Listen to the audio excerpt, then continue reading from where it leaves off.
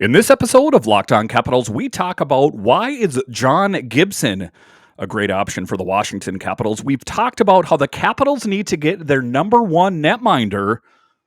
Why not John Gibson? Let's talk about that next on this edition of Locked On Capitals. Locked On Capitals, your daily podcast on the Washington Capitals. Part of the Locked On Podcast Network, your team every day.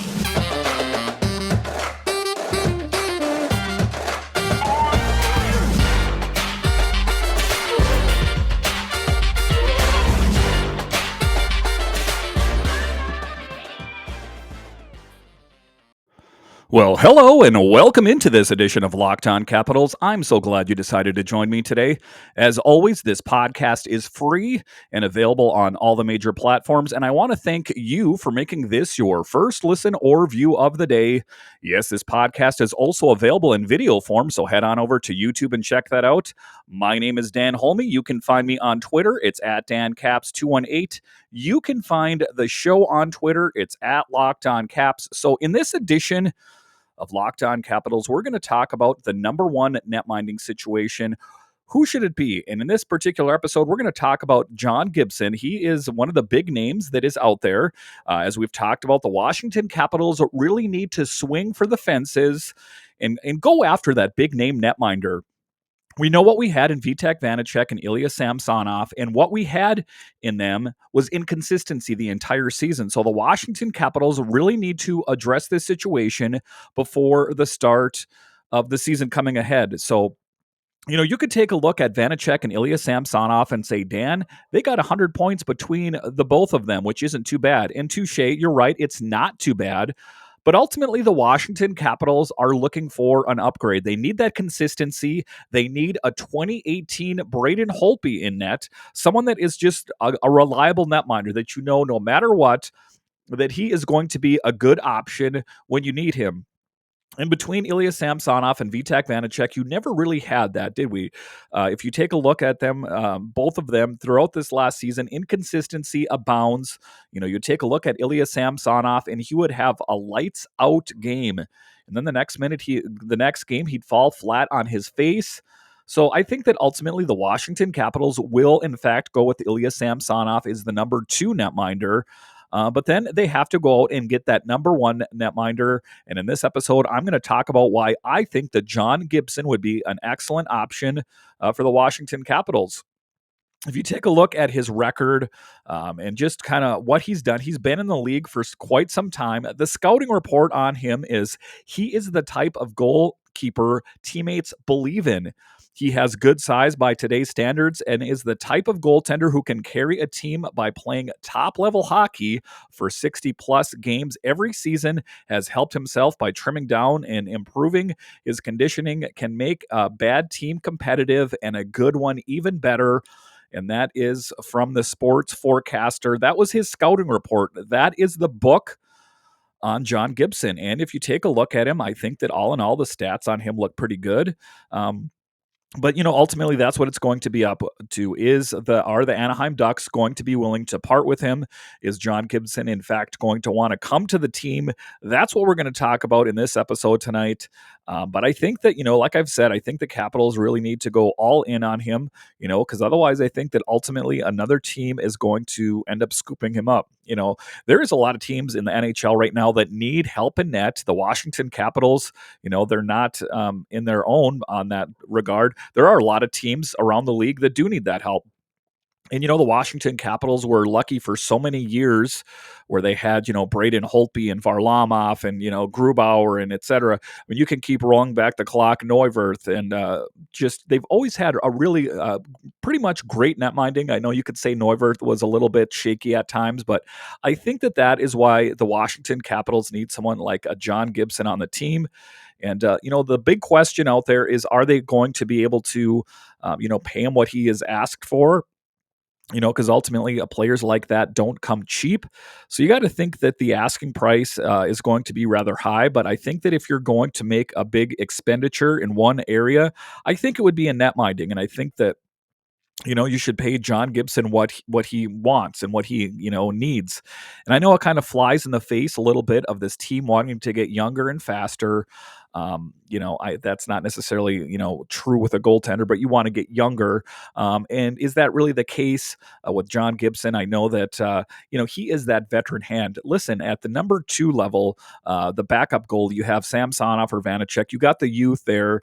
What you need is that experienced number 1 netminder to steady the ship and kind of turn this Capitals team around, because they went on stretches where they played great, and then there were stretches that they played rather horribly, and a lot of that was because of netminding. So I think that getting this big name netminder like a John Gibson would really help. There are a lot of other big names out there. But ultimately, are the Caps going to be able to get someone like a Marc-Andre Fleury? So, I mean, that's what it's going to come down to. I think that July 13th is going to be a big date for the Washington Capitals. I think it's going to be a big date for the NHL in general. So, I mean, that's what I'm talking about is the Capitals. They have to be aggressive. I'm sure that Brian McClellan has been kicking the tires on a lot of these different netminders. But now is the time. Now is the time for them to make that aggressive push and get that big number 1 netminder. Because, like I say, a guy like that, if he doesn't re-sign with Anaheim, then I think that ultimately, another team is going to scoop him up. All right, so after the break here, we are going to continue to talk about Gibson and why would he be a good fit on this Washington Capitals team. But first, betonline.net is the number 1 source for all your betting needs and sports info.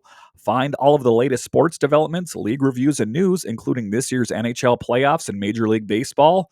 BetOnline is your continued source for all your sports wagering information, including live betting, esports, and scores.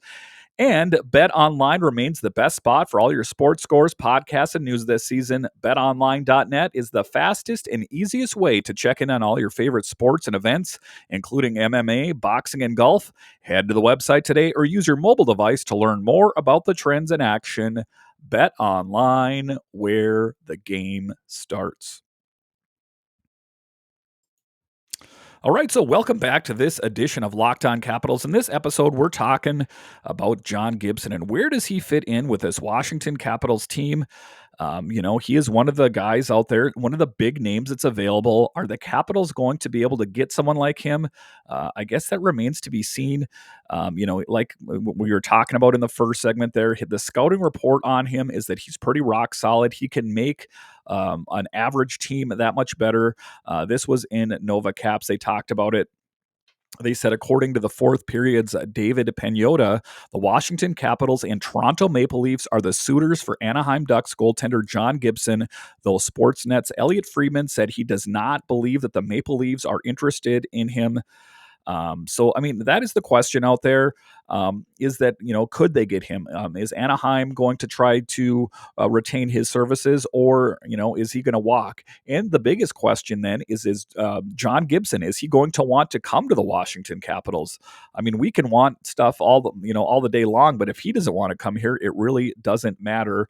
But, you take a look at a guy like this, just in the 21-22 season, in 56 games played, he was 18-26. So not a real sparkling record, but let's look at his career total in 378 games played. He has 166 and 148. His goals against average is 2.67 and his save percentage is 0.915. So cumulatively, I got to say that he sounds pretty good on paper. I think the Washington Capitals could use someone like that. When you take a look at him, he's a guy that's been in the league for some time. His first season was with the Anaheim Ducks in the 13-14 season. So, he has had some time in the league. He's not, necessarily the youngest netminder, but the Washington Capitals pipeline is stocked with young netminders. You take a look at Fucale, you take a look at Shepard, not to mention Vanecek or Samsonov. So I think that they can, splurge on this one and kind of make the call to go with a bit of a more veteran netminder. I think that would be the right decision to make, because like I say, if you go into next season with that same tandem, I think that it's not going to be so good. Prior to the trade deadline, Dave Pagnotta reported on the NHL Network the Ducks have received inquiries about Gibson, who owns a 10-team no-trade list. Fast forward to June, and word starts to get out that Gibson is open to the possibility of being dealt, though he has never requested a trade out of Anaheim, and he has said publicly he'd prefer to stay. Still, multiple sources have indicated he understands a move is possible, and the Ducks continue to listen. Then he talks about here, what is the list? What is the, how many teams does he not want to play on? So if you just take a look, that I don't believe, I'm looking at it here, it doesn't look like the Washington Capitals are one of the teams that he is opposed to coming to. So I think that, sorry, that page wasn't loading there, but I think that ultimately he would end up coming to the Capitals if they needed him. Gibson will turn 29 on July 14th. He went 18, 26, and 11 with a .904 save percentage and a 3.19 goals against average and a shutout in 56 games during the 21-22 season. At 5-on-5, he posted a .907 save percentage, a 2.94 goals against average, and 11.93 goals saved above average, a .834 high danger save percentage, a 1.48 high danger goals against, and a 3.11 high danger goals saved above average. In addition, Gibson posted a .894 save percentage on the penalty kill. So, that's what I'm saying. Just taking a look at that, that is quite a resume. That is quite a hockey card. If you take a look at the back of his hockey card, those stats are quite glimmering, I got to say. And, every time I bring up Gibson or someone like that, people will point out his flaws. And I get it. He's not perfect, but there are very few perfect netminders out there. If you want to take a look at Vasilevsky, for example, got to say he didn't have a real great postseason, and he was revered as one of the best netminders in the NHL.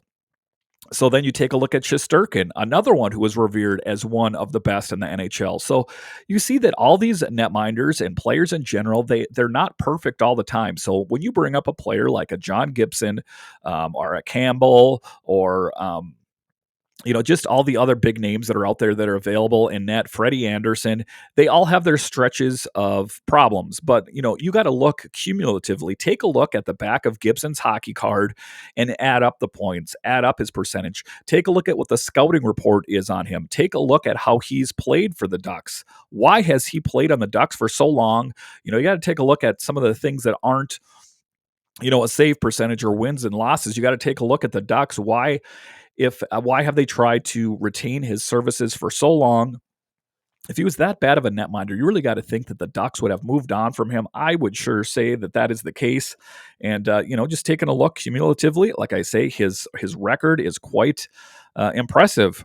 In 378 career NHL games, all with Anaheim, Gibson, who has 5 seasons left on a contract that counts for $6.4 million against the NHL salary cap, has gone 166, 148, and 51 with a .915 save percentage, a 2.67 goals against average, and 23 shutouts. He won the Jennings Award with Freddie Anderson in 15-16, when the two combined to allow the fewest goals against in the league.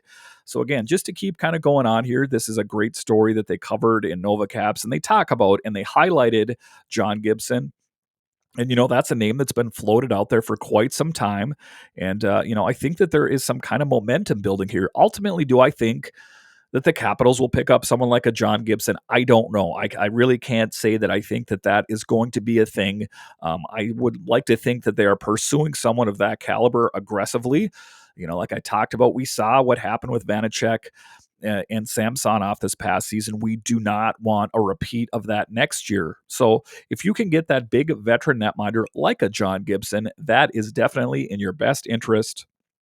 The Capitals are in the market for a goalie after Ilya Samsonov and Vitek Vanecek both had opportunities to take the number one job during the past 2 seasons, but neither could run with it permanently. Samsonov, 24, finished the 21-22 season with a 23-12-5 record and a .896 save percentage and a 3.02 goals against average and 3 shutouts after an 11-1-1 start, where he posted a .916 save percentage, a 2.42 goals against average, and 3 shutouts. So that's what I'm talking about. You take a look at Ilya Samsonov and Vitek Vanecek, and listen to me, I'm not trying to say either one of those netminders is horrible. They're not horrible netminders, but this was the proving ground for this this goalie tandem. They had their opportunity. Vanecek and Samsonov had their chance to grab a hold of that number one netminding job, and they didn't do it. Based on inconsistency, Peter Laviolette always had to kind of have that roulette wheel turning of which netminder was going to start this night, which one was going to start that night. And it was really kind of hard to gauge because at times Samsonov and Vanecek were lights out. They played excellent. But what you need, and the hallmark of a great netminder is consistency, stringing together multiple wins. There's a lot of goalies that can catch fire and win, 3 or 4 games, but what you needed is throughout. Someone more recently, like I'm going to talk about, like a Braden Holtby. That is who they need on this team, or a Philip Grubauer when he was on top of his game. I think that ultimately the Capitals may have made a mistake letting go of Grubauer and Braden Holtby, or, they got away from them.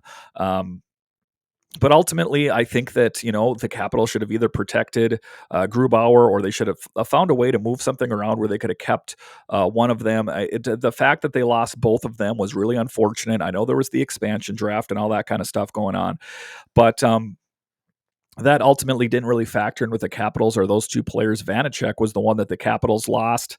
And you got to think back on that. That wasn't that long ago that the Capitals fans were all up in arms that they lost Vitek, Vanecek. But, you think that ultimately, looking back on it, that maybe did they make the right decision to protect Vanecek? I don't know. I mean, like I say, neither Vanecek or Samsonov are horrible goalies, but ultimately they don't have it. They don't have that, I'm the number one netminder, I'm going to take control of this net. And that is what the Washington Capitals are looking for.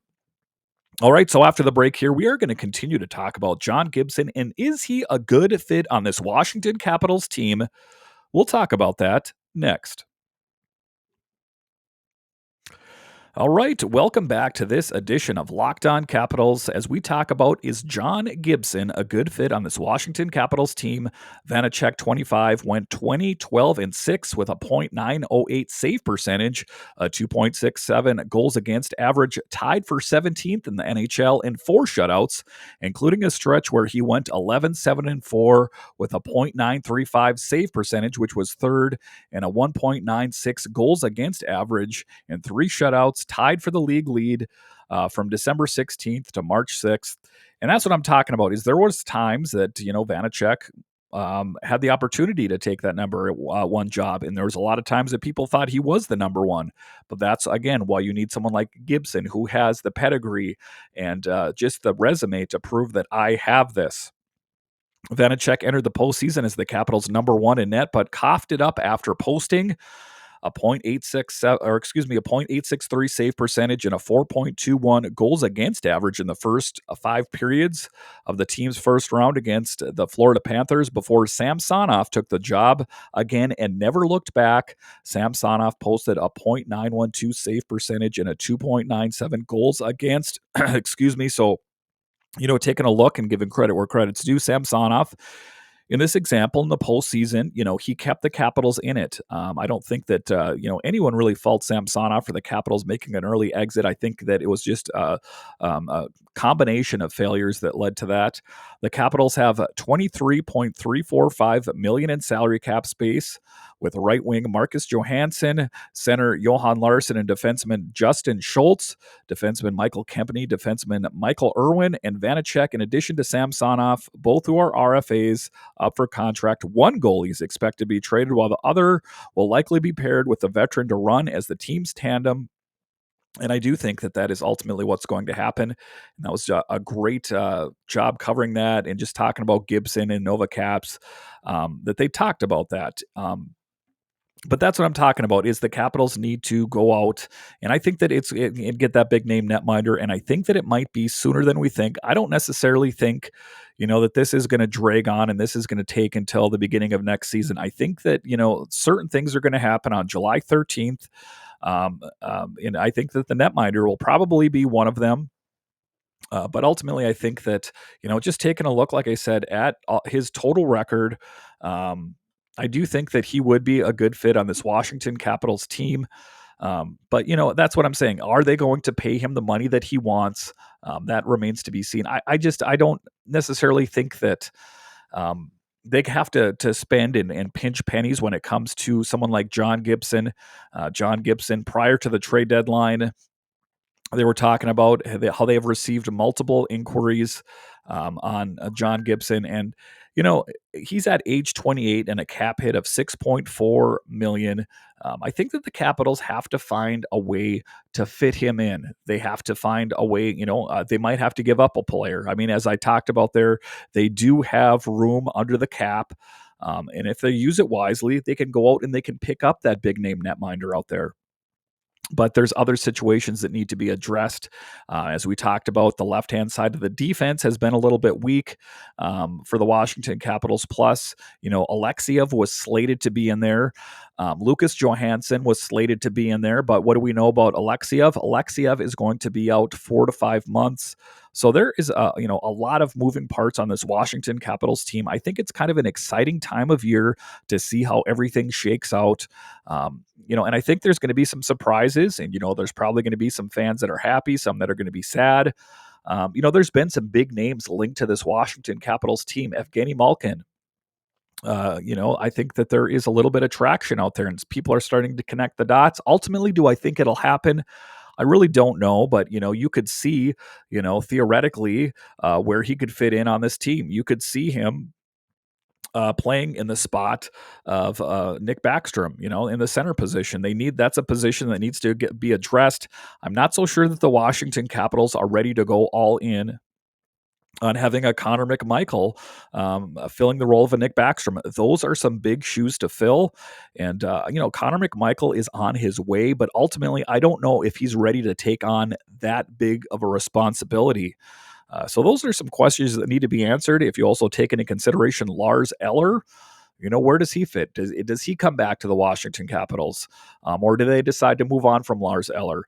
I think that before a lot of these injuries, especially the Nick Backstrom, when we found out the full scope of how long he's going to be out and the severity of his injury, I think that maybe Lars Eller was a little bit more expendable at that point. But given the fact that Tom Wilson, it won't be back until December, and if you take a look at Nick Backstrom, who's going to miss a good chunk of next season or the entire season, I guess we really don't know.